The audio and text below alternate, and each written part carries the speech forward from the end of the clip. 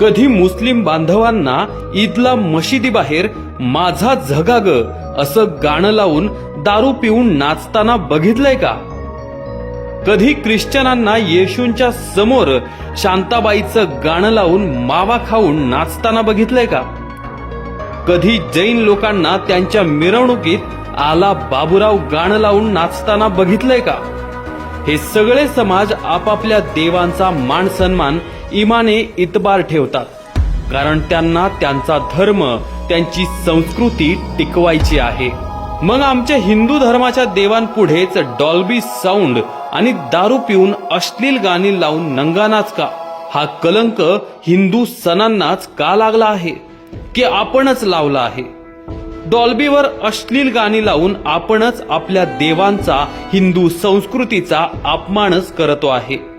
आपले सण हे उत्साहात आणि मोठ्या प्रमाणातच साजरे झाले पाहिजे, पण पारंपरिक वाद्यांचा दणदणाट, ढोल ताशांचा गजर, सनईचे सूर, पारंपरिक पोशाखांचा रुबाब आणि फेट्यांची शान आपल्या प्रत्येक हिंदूच्या सणात दिसलीच पाहिजे, तरच आपली हिंदू संस्कृती टिकेल. बघा, आपण स्वतः विचार करा आणि इतरांनाही विचार करायला लावा. पप्पी दे पारूला, आवाज वाढव डीजे तुझ्या आईची, चिमणी उडाली भुर्र, पोरी जरा जपून दांडा धर, झिंग झिंग झिंगाट, शांताबाई शांताबाई अशी गाणी कधी मशिदींच्या भोंग्यावर, ख्रिस्ती, जैन, बौद्ध, सीख, पारशी यांच्या धार्मिक स्थानांवर अथवा उत्सवांमध्ये वाजवलेली ऐकली आहेत का कधी?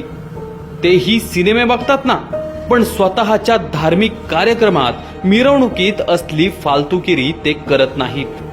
आता गोकुळ अष्टमी, गौरी गणपती, नवरात्र या सणांना मिरवणुकीत वरील गाणी वाजवून आपल्या संस्कृतीचा अपमान करू देऊ नका.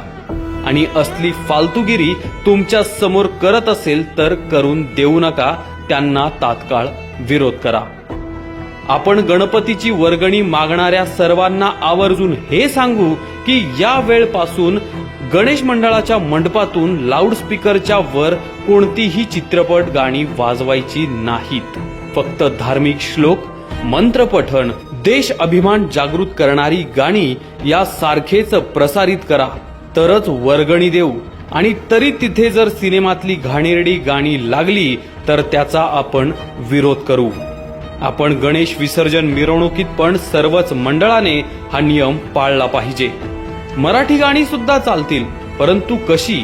तर लता दीदी, आशाताई, उषा मंगेशकर, हृदयनाथ मंगेशकर, सुरेश वाडकर, अरुण दाते, सुधीर फडके, अजित कडकडे, सच्चिदानंद आप्पा यांच्यासारख्या मातब्बर गायकांनी गायलेली भक्तिगीते, भावगीते सार्वजनिक उत्सवात लावली तर काही हरकत नाही, पण धांगडधिंगा नको.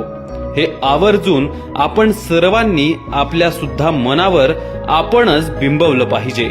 बघा, विचार करा. सदर लेख हा सोशल मीडियातील व्हॉट्सअप ग्रुपमधून प्राप्त झालेला आहे.